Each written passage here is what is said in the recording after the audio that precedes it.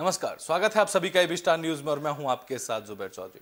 वक्त तो चला अपना उत्तर प्रदेश का, जहां सबसे पहले बात करेंगे मथुरा की लुटेरी दुल्हन की। मथुरा में शादी के अगले दिन ही लुटेरी दुल्हन लाखों के जेवरात लेके भाग गई। मथुरा के वृंदावन में एक घटना बड़ी ही चर्चा का विषय बनी हुई है, जिसको लेकर लोगों के मन में कई सवाल खड़े हो रहे हैं। यहाँ वैवाहिक जीवन की शुरुआत करने के लिए एक युवक ने खुशी खुशी लाखों रुपए खर्च कर दिए, लेकिन लुटेरी दुल्हन के कारण उसके नए जीवन की शुरुआत होने से पहले ही उसके सारे सपने चकनाचूर हो गए। दरअसल वृंदावन में नई नवेली दुल्हन घर से 2 लाख रुपए के जेवरात चोरी कर फरार हो गई। पीड़ित पक्ष की शिकायत पर वृंदावन कोतवाली पुलिस ने मामला दर्ज कर जांच शुरू कर दी है। बता दें कि यह मामला वृंदावन कोतवाली के गौशाला नगर क्षेत्र का है। घटना के संबंध में पड़ोसी पीड़ित संतोष कुमार भगत ने नई नवेली दुल्हन समेत 3 लोगों के खिलाफ कोतवाली में तहरीर दी है, तो वहीं पुलिस अब इस पूरे मामले की जांच कर रही है। पीड़ित संतोष कुमार भगत के अनुसार उनके दो पड़ोसियों ने उनका विवाह 15 नवंबर को अलीगढ़ की एक युवती से कराया था। साथ ही उसे बहला फुसलाकर शादी कराने के बदले में उससे 1 लाख रुपए भी ले लिए थे। शादी के बाद घर आई नई नवेली दुल्हन को देखकर पूरा घर खुश था। घर में खुशी का माहौल था, लेकिन उनकी यह खुशी 24 घंटे के बाद ही दुख में बदल गई। दुल्हन 16 नवंबर की रात करीब 11 बजे तक घर पर ही रही थी, लेकिन संतोष ने 17 नवंबर को सुबह 6:30 बजे जागने पर देखा कि दुल्हन घर से गायब हो गई है। जब उसने घर में जानकारी ली तो पता चला कि वह घर में रखे करीब 2 लाख रुपए के कीमती सोने के जेवर भी अपने साथ ले उड़ी है। आपका मेरा नाम संतोष कुमार भगत है। क्या घटना हुई थी? 15 तारीख को हमको शिवम और गोपाल नाम का लड़का 2 मेरे पास आया। 6 महीना से हमसे बोल रहा था तुम्हारा माता पिता बूढ़ा है, हम कहीं शादी करा देंगे, 1 लाख रुपया तुम हमको दे देना, हम करा देंगे शादी। तो हमसे 1 लाख रुपया 15 तारीख को शाम 5 बजे हमसे ले लिया। और किसने लिया? बिचौलिया ने? शुभम और गोपाल हमसे लिया। शिवम और गोपाल? ये कौन थे शुभम और गोपाल? कांच मंदिर के बगल में रहते हैं वो लोग जी, वृंदावन जी नगर के पास जी। क्या हुआ खराब? फिर उसके बाद वो हम लोग को शादी करा दिया, पैसा लेके वो लोग वहाँ से निकल गए। उसके बाद दूसरे दिन लड़की सही रही, वो हमारे घर से हम लोग कुछ उसको जेवर पहनाई। जेवर पहनाने के बाद वो पूरा जेवर का बैग रख लिए अपने पास में जेवर रख लिए। फिर उसके बाद बोले जेवर कहाँ है? बोले घर में ही है। तो हम लोग बोले 4 आदमी से 5 आदमी न जाने, जेवर घर में ही मिल जाएगा, 5वां जानेगा तो बदनामी होगी हम लोगों का। लड़की भी बोली, हम लोग भी बोले चलो भाई नया नया आई हो, घर में जेवर है मिल जाएगा। शाम को बोली खोजो, तो दोनों खोजने लगी, तो बोलती है घर में ही है। फिर सुबह देखते हैं वो लड़की जेवर लेके। तो बुलेटिन में बात अब महोबा की कर लेते हैं, जहां चालान होने के बाद वकीलों में गुस्सा हो गया, जिसके बाद उन्होंने पुलिस के खिलाफ जमकर नारेबाजी की। बता दें कि महोबा में वकीलों ने वाहन चला रहे पुलिस वालों को चेकिंग करते हुए सड़क पर जाम लगाकर हंगामा किया।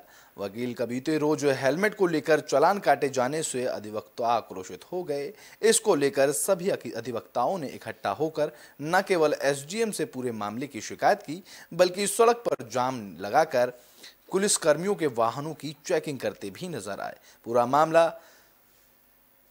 कुलपहाड़ कस्बे का है, जहां पर तहसील के बाहर अधिवक्ताओं ने सड़क को जाम कर प्रदर्शन किया। इस दौरान पुलिसकर्मियों के वाहनों को चेक करते हुए उन्होंने काफी हंगामा किया।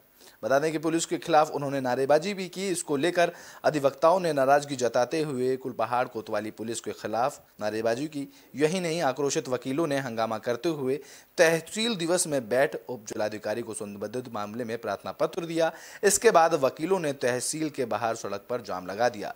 जाम लगाए हुए अधिवक्ता पुलिस विभाग के खिलाफ नारेबाजी करते रहे।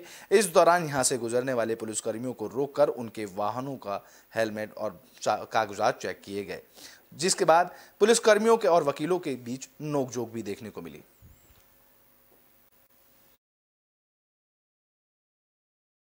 कल हमारे अधिवक्ता साथी हैं शरद रावत जी।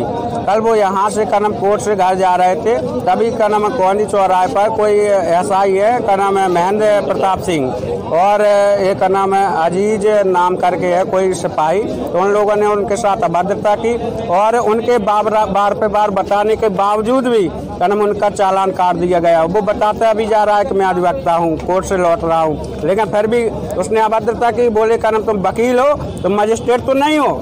तो इस प्रकार की अभद्रता का नाम हमारा अधिवक्ता संघ बिल्कुल भी बर्दाश्त नहीं करेगा और आगे की लड़ाई पूरी लड़ेगा और पुलिस प्रशासन के खिलाफ लड़ेगा। आज हम लोगों ने कनम यहाँ पे तहसील परिसर के बाहर निकल के हाईवे पर कनम प्रदर्शन किया, जिसमें कोतवाली प्रभारी वीरेंद्र प्रताप सिंह जी आए हुए हैं। उन्होंने आश्वासन दिया है कि कस्बे के अंदर ये चालान नहीं होगा, हम बाहर चेकिंग लगाएंगे। हम लोग चाहते हैं कि कनम अधिवक्ताओं के साथ साथ जो आम जनता है 50 रुपए की सब्जी लेने जाता है, वो आप 1000 का चालान भर देते हैं। ये गलत बात है। किसी की दिहाड़ी भी नहीं है 500 रुपये, 1000 कहाँ से भरेगा वो, बताइए आप हैं। ये पुलिस प्रशासन को जवाब देना चाहिए। अगर ये इस प्रकार का घिनौना फैसले करते हैं अगर हमारे अधिवक्ताओं के साथ में, तो मांगे की लड़ाई फिर लड़ेंगे और प्रदर्शन करेंगे और कोर्ट कंटेम्प्ट की कार्रवाई करवाएंगे उस एसआई के खिलाफ। आज हमने पुलिस प्रशासन की अनियमितताओं और उनके अवैध वसूली और अवैध चालान, माननीय हाईकोर्ट की रूलिंग है कि अधिवक्ता अगर ऑन ड्यूटी है अपने तो उसको ना तो रोका जाएगा। और कल हमारे साथी अधिवक्ता शरद रावत और अनिल पाठक जी का चालान किया गया। जब उन्होंने जाके बताया कि हम अधिवक्ता हैं, तो उनके साथ महेंद्र प्रताप सिंह दरोगा ने अभद्रता की है। तो ना तो इन लोगों को खौफ है माननीय हाईकोर्ट के आदेश का, तो हमारा ये है कि और बस्ती में जो ये चालान लगाते हैं, आम पब्लिक बाजार जा रही, सब्जी लेने जा रही, जबरदस्ती का ये लोग चालान करते हैं और अवैध वसूली करते हैं कि 500-1000 रुपए दो हमें, कि ये बस्ती के अंदर ना तो चालान वो चेकिंग लगाई जाए, बस्ती के बाहर करें। जो होता है कि बस्ती के अंदर थोड़ी करेंगे कि आम पब्लिक परेशान हो रही है, सुंगरा निकास करें, कुलपहाड़ के बाहर करें, कोई दिक्कत नहीं है हमें, ठीक है। और अधिवक्ताओं के सम्मान का ध्यान रखें। तो बुलेटिन में बात अब बागपत की कर लेते हैं, जहां दहेज की मांग पूरी ना होने पर पत्नी ने पत्नी की हत्या कर दी। बता दें कि बागपत में घरेलू विवाद के चलते महिला की हत्या कर दी गई। मृतका के पति ने उसका गला रेत कर मौत के घाट उतार दिया। मृतका पिता ने पति सहित ससुराल के करीब 6 लोगों के खिलाफ तहरीर दी है। घटना की सूचना मिलते ही पुलिस मौके पर पहुंची और इस पूरे मामले की जांच में जुट गई। बता दें कि जिले के दोहगढ़ थाना क्षेत्र के कस्बा पट्टी भौजान निवासी रजिया की शादी 1 जनवरी 2021 को बड़ौद शहर निवासी नूर मोहम्मद के साथ हुई थी। शादी के कुछ दिन बाद ही रजिया के ससुराल वाले दहेज में कार और 2 लाख रुपए की मांग करने लगे। दहेज नहीं लाने पर रजिया का पति ससुराल पक्ष के लोग उससे आए दिन परेशान करते थे। इतना ही नहीं, उससे मारपीट भी करने लगे थे। इससे तंग आकर रजिया ने ससुरालियों के खिलाफ अधिकारियों और न्यायालय में शिकायत भी की थी। इस मामले में करीब 20 दिन पहले ही समझौता भी करा लिया गया था। इसके बाद रजिया दोहगढ़ अपने मैके में रहने लगी। रजिया का पति भी उससे मिलने के लिए वहां आने जाने लगा। परिजनों ने रजिया को एक अलग मकान किराए पर लेकर दिया था, जहां उसका पति आता जाता रहता था। 18 नवंबर को रजिया का पति नूर मोहम्मद और उसके जेठ आंसू उसके पास आए थे, तो वहीं परिजनों ने रजिया का खून से लथपथ शव कमरे से बरामद किया। उसके बाद घटना की सूचना परिजनों ने पुलिस को दी। पुलिस ने शव का पंचनामा भरकर पोस्टमार्टम के लिए भेज दिया और अब पुलिस इस पूरे मामले की जांच में जुटी हुई है।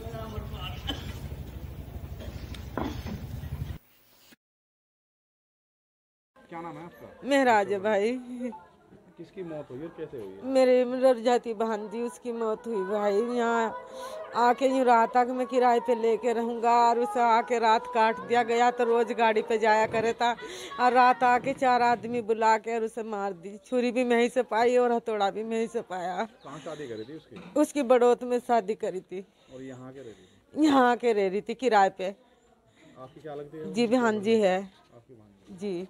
कितने दिन पहले शादी करी थी? अजी शादी को तो 2 साल लग रही है जी। 11 महीने की लड़की है। रंजिश थी आपस में किसी तरह की बात? जी, 2 बहुत दुखी रखा करे था। कोर्ट जरिया आया था, वो यहाँ आँख में मैं रह के रह लूँगा। लड़की ने यूँ कहा था मुझे खतरा, और मैं तो अपने गांव में ही रहूँगी किराए पे लेके मकान।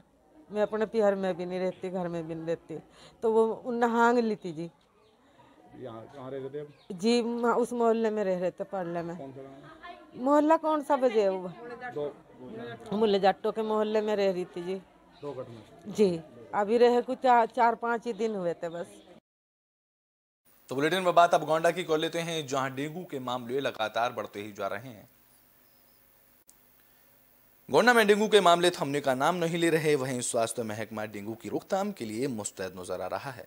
बता दें कि गोंडा में अब तक डेंगू के 126 मरीज पाए गए हैं। जिला अस्पताल में डेंगू वार्ड में 5 मरीजों का इलाज चल रहा है, लेकिन बढ़ती संख्या के मद्देनजर मुख्य चिकित्सा अधिकारी रश्मि वर्मा ने कोविड हॉस्पिटल को फिलहाल डेडिकेटेड डेंगू वार्ड बना दिया है, ताकि मरीजों का सही से उपचार किया जा सके। इसके अलावा नाले नालियों में एंटी लार्वा स्प्रे किया जा रहा है और लोगों को लगातार जागरूक करने के लिए ANM घर घर डेंगू से बचने के उपाय बता रही है।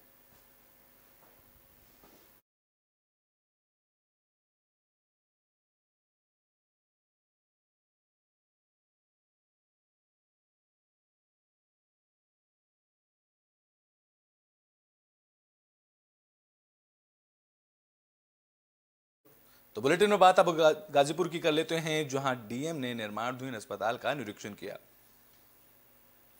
गाजीपुर डीएम ने निर्माणाधीन विश्वामित्री स्वशासी राजकीय मेडिकल कॉलेज में संबंधित ट्रेनिंग अस्पताल गौरा बाजार का निरीक्षण किया। इस दौरान डीएम को कई खामियां मिली, जिस पर उन्होंने ठेकेदार को वसूली के लिए नोटिस जारी करने के निर्देश दिए। निरीक्षण के दौरान निर्माण कार्य भी बंद मिला, जिस पर जिलाधिकारी ने प्रोजेक्ट मैनेजर को अपने सुपरविजन में मजदूरों की संख्या बढ़ाकर जल्द काम पूरा कराने के निर्देश दिए। बता दें कि 300 बेड के अस्पताल का निर्माण कार्य फरवरी 2023 तक पूरा करने का लक्ष्य रखा गया है।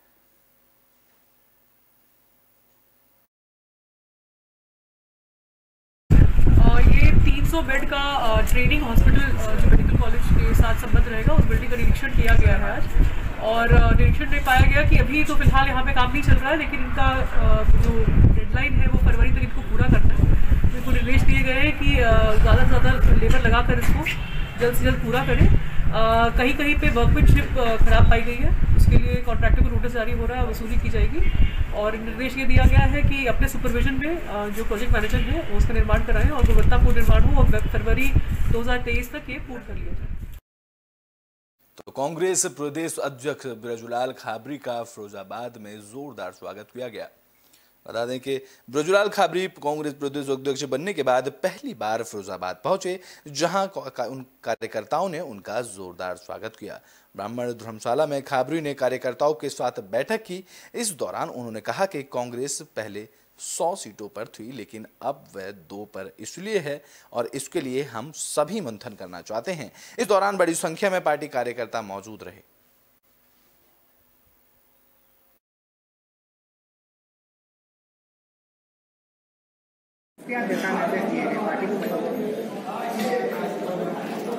आज जिस मकसद से हमने अपने साथियों को बुलाया था, उस मकसद की सारी जानकारी उनके बीच में रखी है। हमारे तमाम साथी हमारे आने वाले इस नगर निगम, नगर पालिका, नगर पंचायत के चुनाव में बड़ी ताकत के साथ हिस्सेदारी लेकर के आने वाले चुनाव में भाजपा को घुटने बिठाने की जिम्मेवारी लेकर के काम करेंगे। अच्छा, अभी यूपी में एक सांसद को विधायक है, इस दूरी को कैसे पाटेंगे? जब तराजू में बराबर का प्रसंग होता है तो 2 ग्राम वजन रखने के बाद भी पलड़ा इधर उधर हो जाता है। हमने जो रणनीति तैयार की है, कांग्रेस ने जो रणनीति तैयार की है, आने वाले टाइम में कांग्रेस सरकार बनाएगी। 2 और 100 की बात अलग, सरकार बनाएगी कांग्रेस पूरे। अच्छा, आप सरकार बनाने की बात कर रहे हैं, लेकिन मैनपुरी लोकसभा सीट पर प्रत्याशी नहीं उतार रहे। ये हमारी एक स्ट्रेटजी का हिस्सा है, कांग्रेस की स्ट्रेटजी का हिस्सा है, इसलिए निर्णय लिया है।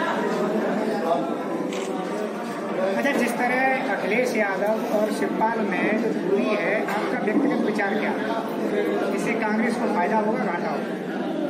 नहीं, ये उनकी दूरी, उनका नजदीकी, ये उनका विषय है। मेरा मानना ये है कि ये सारी की सारी राजनीतिक नूरा कुश्ती है। जहां अपने हित बनते हैं वहां पर हम एक होते हैं, जहां हमारे हित आपस में टकराते हैं वहां अलग अलग होते हैं। बीजेपी कहती है भारत तोड़ो यात्रा है, आप कहते हैं भारत जोड़ो यात्रा है राहुल गांधी की। भारतीय जनता पार्टी ने जिस तरीके का इस देश में माहौल पैदा किया है, राहुल गांधी जी ने उस माहौल को सुधारने का चैलेंज स्वीकार किया।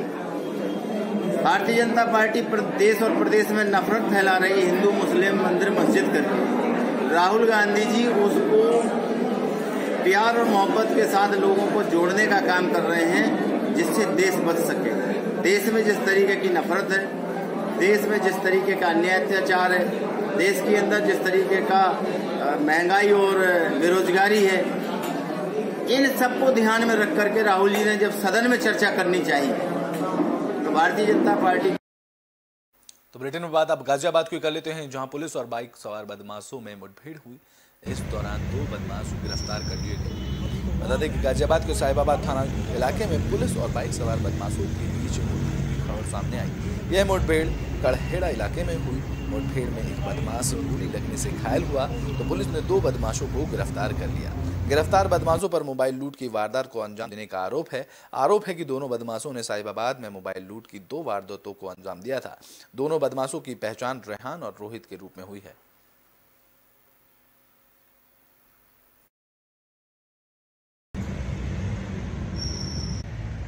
सर, पुलिस और बदमाशों में एक मुठभेड़ हुई है, क्या है पूरा मामला? आज दिनांक 18/11/2022 को शाम लगभग 7:30 बजे मोहन नगर क्षेत्र में एक मोबाइल स्नैचिंग की घटना हुई थी। इस सूचना पर साहिबाबाद पुलिस के द्वारा चेकिंग कराई जा रही थी। करेड़ा मोड़ के पास में जब एक संदिग्ध मोटरसाइकिल को रोकने का प्रयास किया गया, जिसमें सवार 2 बदमाशों ने भागती हुए पुलिस टीम पर फायर किया। इनका पीछा करके पुलिस टीम के द्वारा घेराबंदी की गई, जिसमें बदमाशों के द्वारा फायर किया जा रहा था। आत्मरक्षार्थ पुलिस टीम के द्वारा जो फायर किया गया उसमें एक बदमाश घायल हो गया तथा एक को पकड़ लिया गया है। दोनों बदमाशों के विरुद्ध उनके आपराधिक इतिहास का पता लगाया जा रहा और अग्रिम वैधानिक कार्रवाई की जा रही है। एक बदमाश का नाम रेहान है तथा दूसरे का रेहान उर्फ बारिश और जो दिल्ली का निवासी है, तथा दूसरा नंदग्राम थाना क्षेत्र गाजियाबाद का निवासी रोहित उर्फ रोहन है। तो बुलेटिन में बात और एक कर लेते हैं, जहां पुलिस ने बर्थडे पार्टी में हुई बच्चे की हत्या के मामले का खुलासा किया है। बता दें कि औरैया कोतवाली पुलिस ने बर्थडे पार्टी में फायर के दौरान बच्चे की हत्या का खुलासा कर दिया है, जिसके बाद मुख्य आरोपी को गिरफ्तार कर लिया गया है। आरोपी के पास से 315 बोर का तमंचा और कारतूस बरामद किया गया है। आरोपी ने बताया है कि किशोर से पहले उसकी कहासुनी हुई थी और उस दिन नशे में उसने गुस्से में गोली चला दी थी। पुलिस से मिली जानकारी के मुताबिक 13 अक्टूबर को पुलिस को मामले की शिकायत मिली थी, जिसके बाद पुलिस ने कार्रवाई करते हुए मुख्य आरोपी ऋषि चौधरी को गिरफ्तार कर लिया है।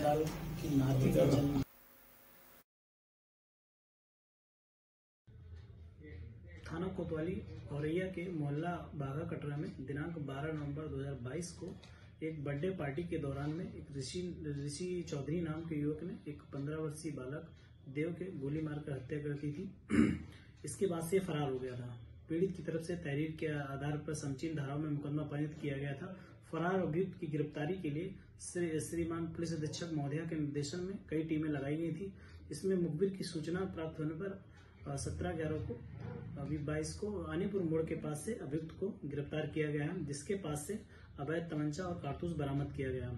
अभियुक्त को माननीय न्यायालय रिमांड भेजा गया है। अग्रिम विधिक कार्रवाई की जा रही है। तो बुलेटिन में बात अब मथुरा की कर लेते हैं, जहां सर्वे विभाग की तरफ से खड़ी फसल को जुतवाकर अतिक्रमण हटाया गया। इस दौरान एक बच्चे का वीडियो वायरल हुआ। बता दें कि मथुरा के बेगमपुर खादर गांव में बड़ी कार्रवाई देखने को मिली, जहां सर्वे विभाग ने सरकारी जमीन पर खड़ी फसल को जुतवाकर अवैध कब्जा हटाया। इस दौरान कार्रवाई के खिलाफ बच्चे और महिलाएं रोते नजर आए, जहां 4 ट्रैक्टर की मदद से सरसों, गेहूं के अलावा आलू, फूलगोभी, बैगन, पालक और बाकी सब्जियों की खेती को जुतवा दिया गया। इस दौरान एक बच्चा सर्वे विभाग के अधिकारियों के पैर पकड़कर रहम की भीख मांगता नजर आया, जिसका वीडियो सोशल मीडिया पर जमकर वायरल किया जा रहा है। नाम का है? मेरी मम्मी सुनीता आई, मर गई मेरी मम्मी। कितने दिन पहले मरी हो? 1 साल है गई। कैसे मरी हो? BP लो है। और तेरी 2 बहनें छोटी? ये 3 3 साल की है, ये 6 साल की है, वो स्कूल गई है। तो पापा कहाँ हैं? घर पे? हाँ पापा घर में, पापा बीमार है तो घर पे सो रहे। पापा कह रहे तू टेक के आ, हम पे गायरो गेट पे मेरे लंबे आए हूँ ना, मैं कहती जो तो इन्हें हम करेंगे। तो पापा का नाम क्या है? सूरज। काय को रो रहा है? मैं कहती जो हमारी मम्मी मम्मी मर गई है हमारी। तो पापा का है? पापा बूढ़े हमारे, पापा बीमार रहते हमारे, अकेले होते। मैं और मेरे पापा और ये की छोटी छोटी बहन है, इतनी मेरी बच्ची। क्या नाम है तेरा? विशाल है मेरा नाम, असली। तो बुलेटिन में बात कानपुर की कर लेते हैं, जहां बीती 7 नवंबर को एक झोपड़ी में आग लगी थी। इस दौरान अब इस मामले को लेकर सपा विधायक और उनके भाई के खिलाफ NBW जारी हुआ है। कानपुर के जजमाऊ इलाके में 7 नवंबर को एक झोपड़ी में आग लगने का मामला सामने आया था, जिसमें पीड़ित महिला ने सपा विधायक इरफान सोलंकी और उसके भाई पर आग लगाने का आरोप लगाया था। जिसके बाद 9 नवंबर को पुलिस ने विधायक और उसके भाई की गिरफ्तारी के पर उनके घर पर दबिश दी थी, लेकिन भाई रिजवान के साथ विधायक इरफान सोलंकी फरार होने में कामयाब रहे। लेकिन अब विधायक की मुश्किलें बढ़ सकती हैं, जिसमें विवेचक ने पूरे मामले में कोर्ट में NBW जारी कराया है, जहां joint police commissioner Anand Prakash Tiwari ने गिरफ्तारी न होने पर कुर्की की कार्रवाई करने की बात भी कही है।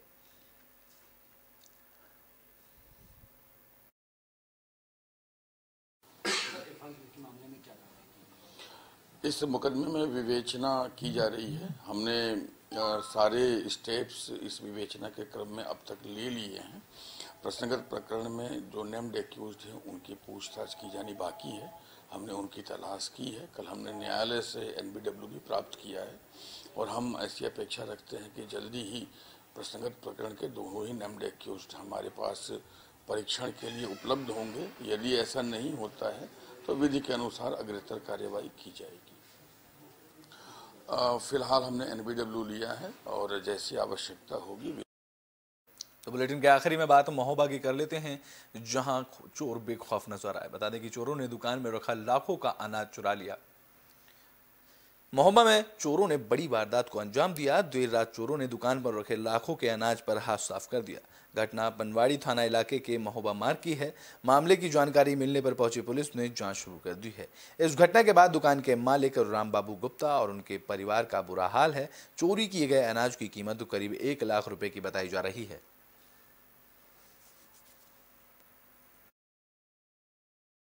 चोरी हो गई, 20 बोरी गल पिसिया थी, 4 बोरी पिसिया थी, एक बोरा चना था और 5 बोरी लाइया थी।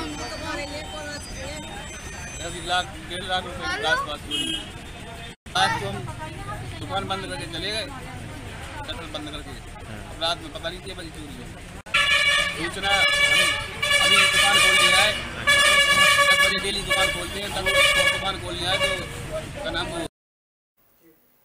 अपना उत्तर प्रदेश में अभी के लिए बस इतना ही। देश और दुनिया की तमाम खबरों के लिए देखते रहें AB स्टार न्यूज।